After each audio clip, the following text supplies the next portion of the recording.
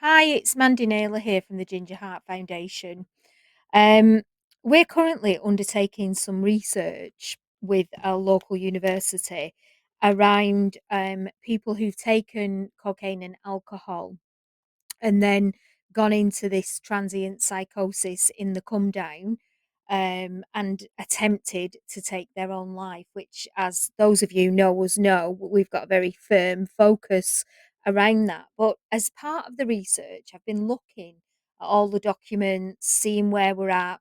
Um, and this document, I've sort of gone a little bit deeper into it. I did know about it, but it's the HM government 10-year plan, and they're looking at recreational powder cocaine users along with other drugs, and they're also looking at daily problematic users. But they do focus in quite a little bit on recreational users, so I just felt I wanted to make you aware of it really because I didn't know how clearly they were going into this. So please take a look at the document yourself. Don't take my word for it. But as I say, it just felt right to make you aware of it. So as I've said, this if you want to go and get this document, if you just put in Google HM Government 2021 From Harm to Hope, it'll come up for you. It's quite a lengthy document and you might not want to do that.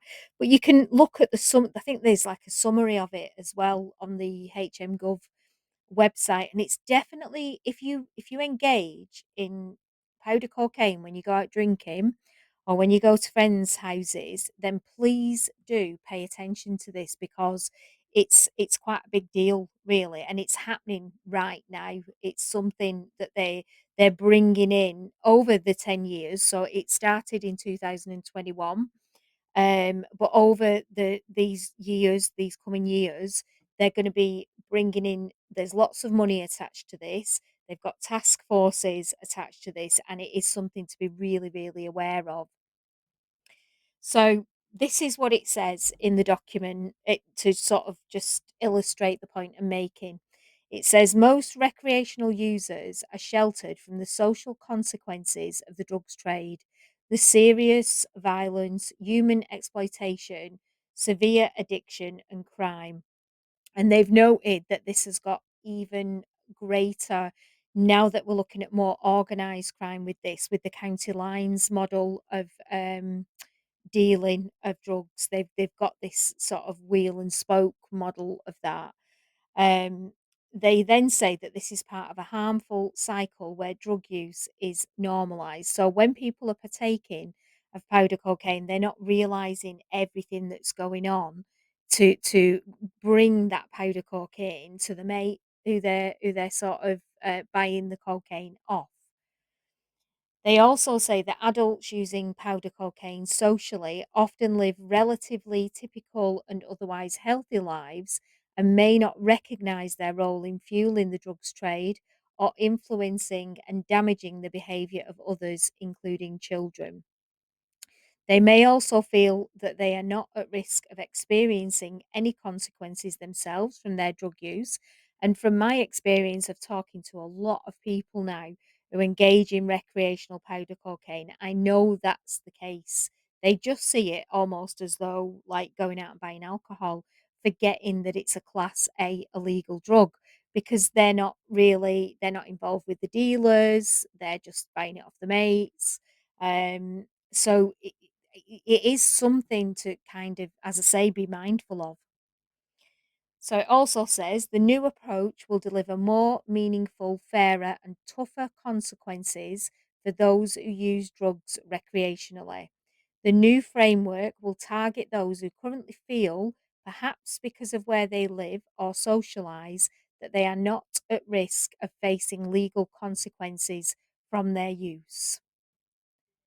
There will be a range of escalating sanctions that will drive impositions on their lifestyle far greater than have previously been felt.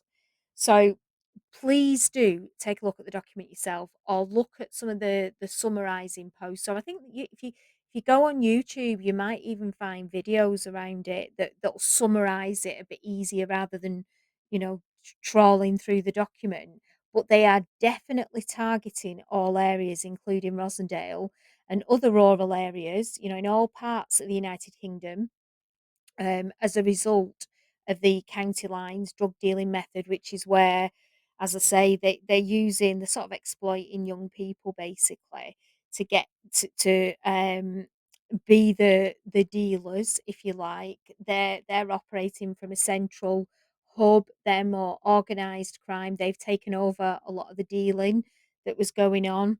Um, there's more pure powder cocaine now. There's a lot more of it coming into the country. So it can be a lot more dangerous. It can cause a lot more of the problems that we look at, but it can also cause a lot more, other health problems as well.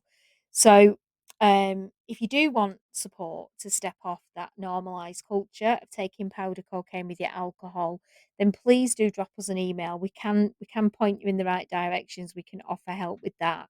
But you may be listening to this and going, "No, I'm good, that's what I do. I only do it every so often." But please pay attention to this, because they are targeting recreational users, and they're gonna be imposing sanctions, and they are definitely criminalizing. They're pressing criminal charges against people. So just something to be mindful. And even though it's not, as I say, our remit, I read that and it just made me worried for quite a few people, and so just wanted to put this out there for you. Thanks for listening.